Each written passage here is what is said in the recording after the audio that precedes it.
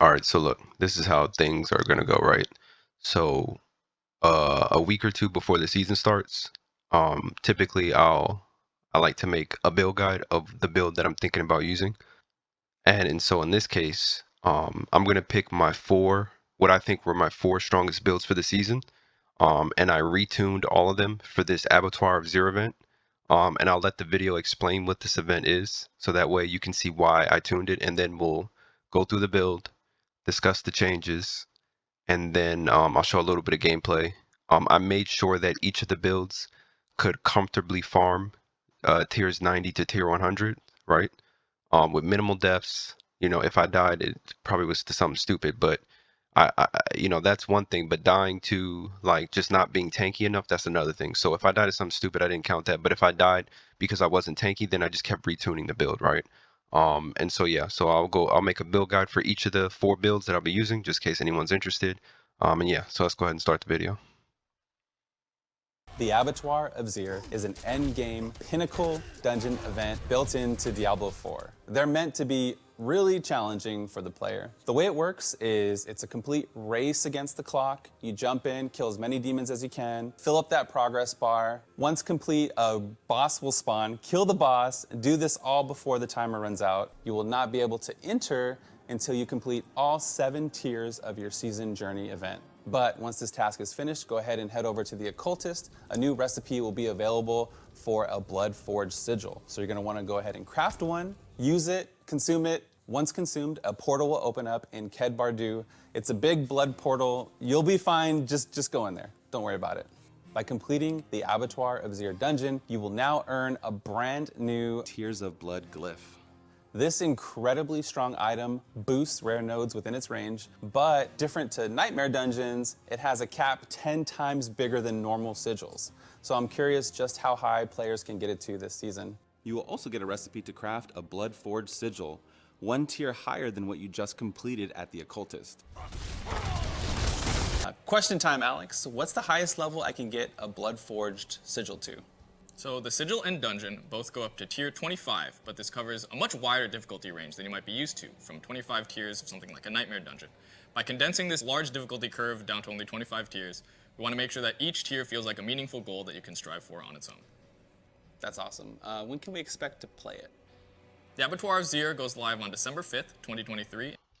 Now, the reason why I needed to retune all these builds, because as you heard in the video, there are 25, essentially you're doing 25 dungeons, right? The first dungeon, level 1, is going to start at tier 100 difficulty. Now we know at tier 100, monsters are level 154. So if it goes up 25 levels, monsters will now be level 179. So, with that being said, I wanted to make sure the builds were tankier without losing too much of the offense, right? You know, you need more defense, but you also don't want to lose offense because the monsters will probably have more health. So that's what I did here. Like I said, for each of the builds, but for today we're just gonna be talking about the Pulverize Druid. I think this one's perfect. I think it's good the way it is. And believe it or not, I actually think this one is better than the previous build video I did on the one that killed Lilith. I mean, I haven't tested to see if it can kill Lilith. But in terms of dungeon clearing, I mean, I'm just, easily going through tier 90s, tier 100s a lot easier than I was on the other build. The other build, it could easily do it too, but it felt like there were times where I was just a little bit too squishy. This build has way more armor, way more defense, and just about the same amount of offense. So yeah, I didn't want to talk too much. Let me just go through it real quick. Not too many changes, right? So you're gonna keep Vass Prayer. I still believe in this. The reason why I think Godslayer Crown will probably give you more damage. The reason why I personally don't like using it is because now you can't use Earth Spike. I mean, we never use Earth Spike, right? But you can't use Earth and Bulwark. And Earth and Bulwark serves as a defensive purpose, as well as giving us a resource from Tabolt's Will. So that's the reason why I like Bassie's Prayer. But if you want to use Godslayer's Crown, more power to you. Go ahead and do it. Next is Insatiable Fury, of course. Now, the one thing I will say that's very, very important about Insatiable Fury, as it stands right now on my build, my Druid is sitting at, I think, 8.2 armor in Werebear form. Now, the reason why I say that Insatiable Fury is important, my total armor while in werebear form is only at 40%. And I'm at 8.2k armor. So I'm missing about 29, almost 30% additional armor. So when you farm, make sure this is the one unique that you're farming for that max, as high of a total armor roll as you can get. That's very, very important. All the other stats don't matter. I mean, damage reduction while fortified is important too. Don't worry about the overpower being low. Don't worry about the physical damage being low. Even I wouldn't even say don't worry too much about the damage reduction while fortified. As long as you get a very, very high roll, and for total armor while in werebear form, you should be golden. I'm pretty sure it can reach as close to 10k as possible, which is perfect. Because the biggest problem with this build is all the defensive items that we have are all uniques. So we're missing a lot of defense. All right, and on the gloves, you're gonna want Ursine Horror. For the perks, you're gonna want crit chance, attack speed, ranks to pulverize, and the fourth stat is whatever you want. I personally like willpower. But like I said, that one, don't stress about it. As long as you get those top three, you're good. The legs, we're going to Vault Will, obviously, for the unstoppable, for the damage while unstoppable, and for the resource gain. Now, on the boots, this is totally up to you, right? This is like a big conversation here. My Druid, I made the mistake and I upgraded Metamorphosis to level 3. For builds using Tobolt's Will, I think you should always keep it at level 1 because you want that unstoppable duration as short as possible. That way you can get your resource back as short as possible. So I made that mistake. So for right now, on this ring that has retaliation, I'm actually using Umbral, right? And so on my build, I have Umbral and I have damage from Earth skills that's slow. I took out Ghostwalkers, and I'm a big fan of movement speed, but I took out Ghostwalkers. Now I'm gonna say this. Even if you haven't upgraded Metamorphosis, I know it's going to feel like a very slow build, but just trust me when I say this damage from Earth skills is very, very strong. And okay, and so if you're not having resource issues, right, and you feel like you're good, this is what I recommend you do. If you feel like you want movement speed and you want to keep Ghostwalkers, push this up to the gloves and then move this on the gloves over to this. You'll be fine without retaliation. But if you're okay with losing that additional movement speed, then having the build the way it's set up now, you'll get the most amount of damage as you can get. Like I said, on my build, I don't have retaliation because I have to use Umbral because I feel like I'm having resource issues with the 4-second Metamorphosis, but that's just a heads up. You can play it however you want. But like I said, this quicksand aspect is very, very important, and it's not even for the resource for Umbral. In the videos, people have said to me that a staff is better, and I do believe them. It probably is better. The reason why I put an axe, and I'm always going to be upfront, it's no special purpose. I just think it looks cool. Like, I'm gonna be honest with you. With my builds, the most important things for me, obviously I want a good build, right? But the two most important things are for me, does it look cool and is it fun, right? The axe looks cool. That's the only reason why I chose it. I mean, damage to healthy is kind of nice too. But yeah, staff is probably your best option here.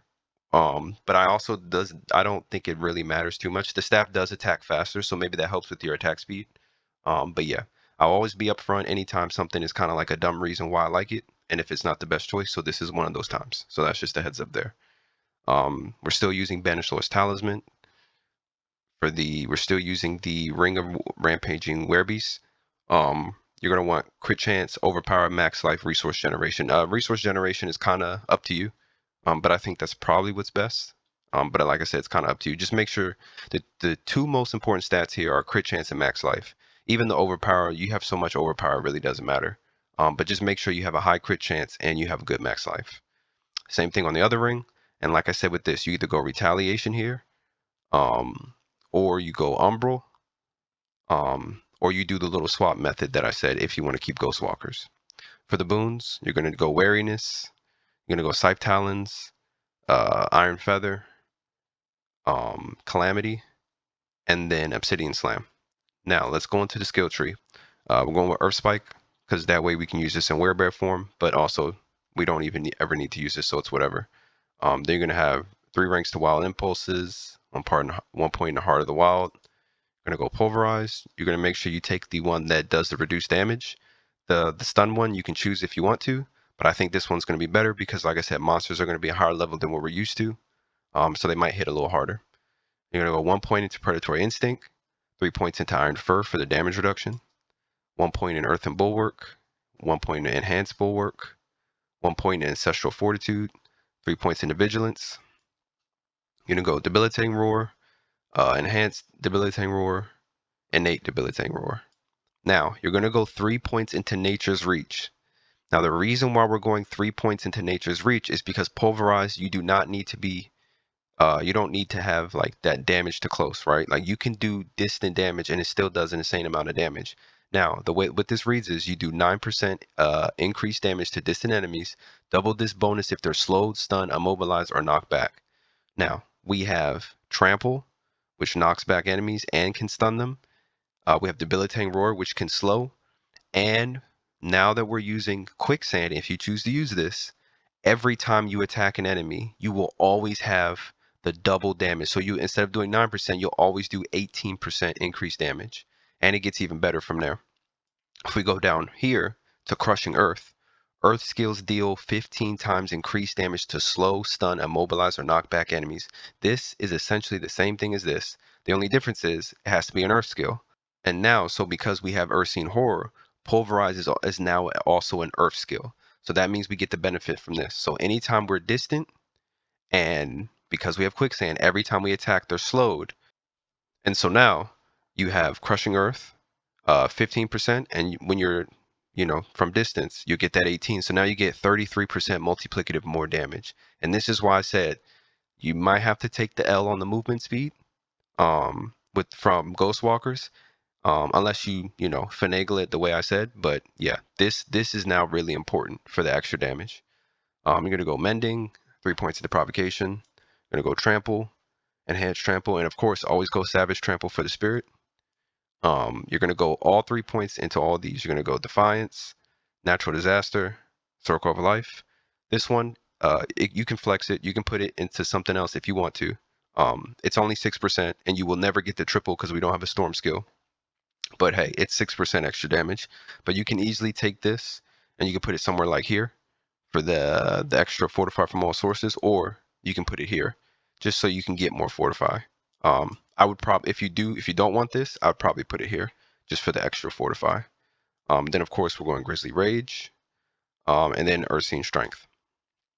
Now for the Paragon board, we did a lot of changes here, right? So for starters, our starting board is now Werebear.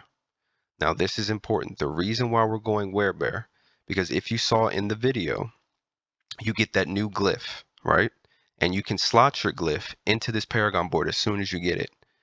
This is going to be where we replace it. And the reason being, what it reads in the description, it says for every core skill within range, you get the bonus damage. Now, I'm assuming that means willpower, because for druids, their main stat is willpower.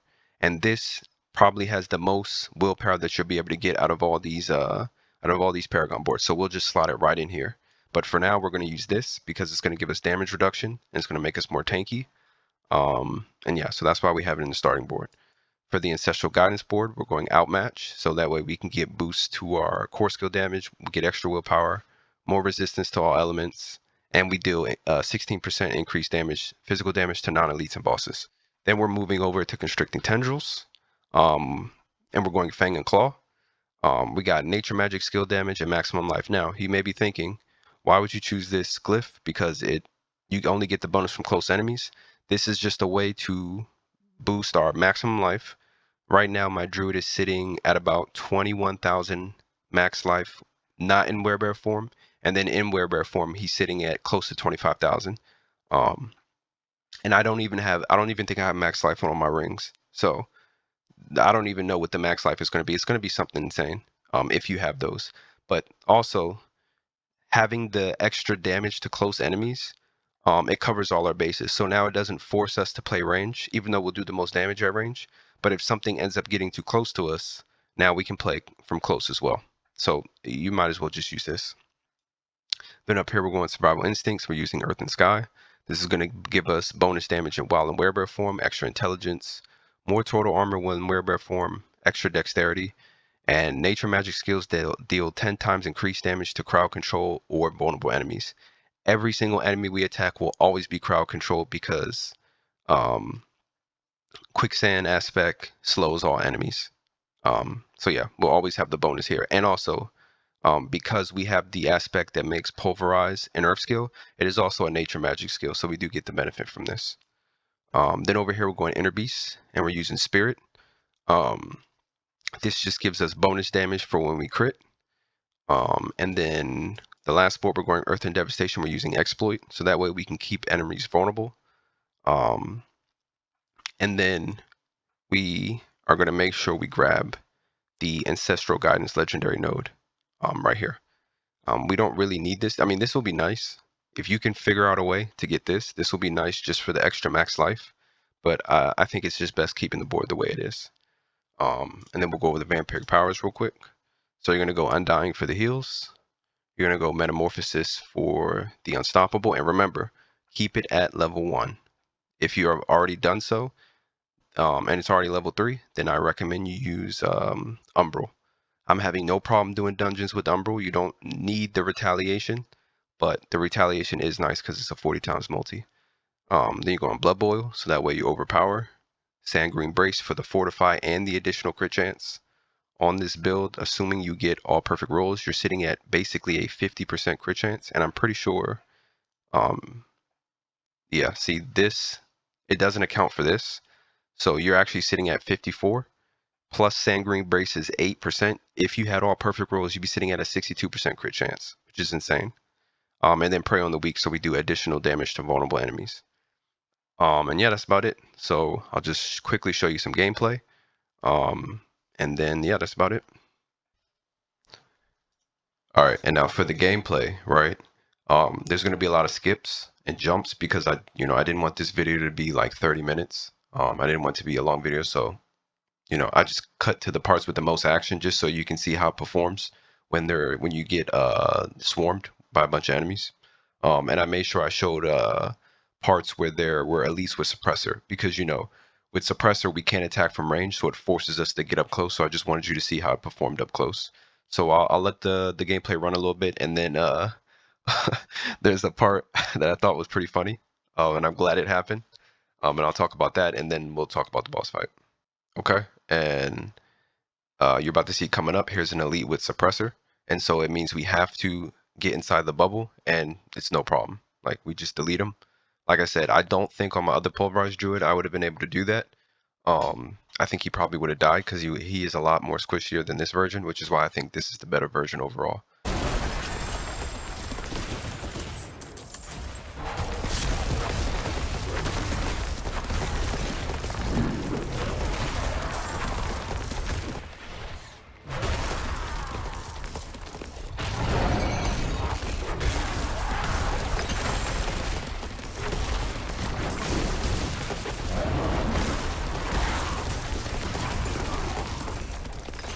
I don't know if any of you have ever had this, but there are like these the seasonal bosses, and yeah, it turns out I ran into 2 of them. Now I'm not going to show the whole fight because I'm just going to be upfront with you. I did a lot of running because these dudes were hitting like a truck. So it's not, it's not the best looking gameplay. I'll put it to you like that. So I'll just skip to the part where I kill him. Just know I didn't die. You can look at the revives. I didn't die. I ended up killing him. It just wasn't pretty. So I'm not going to show that part. And then lastly, on the boss, the damage probably isn't as much as the other Pulverized Druid, right? Damage is still decent, but also I did not do a good job of managing my spirit here. So yeah, that's another thing. But also remember, on my other Pulverized Druid, I do have retaliation. So again, this Pulverized Druid does technically do less damage. But you're fine. The boss fight, it didn't take that long. You're still chunking them for the most part. As long as you manage your spirit, you'll be able to kill them faster than what I did here. Like I said, this wasn't the best gameplay, but I still wanted to show you what the damage looked like against a boss, right? And yeah, and then I'm actually sitting at 9,000 armor. I said in the other video I was sitting at 8,000. I'm actually sitting at 9,000 armor. So if we get that additional 30% armor, we have a chance to hit almost 11,000 armor if we get a max roll on Insatiable Fury. So I just wanted to say that as well. And yeah, that's about it. That's all I got. This is the Pulverize Druid I'll be using for the seasonal event. Hopefully it goes well. If it does, I will post a video of the build after I complete the event. And if it doesn't, then I'll retune it and then I'll update you accordingly. And that's all I got. Peace.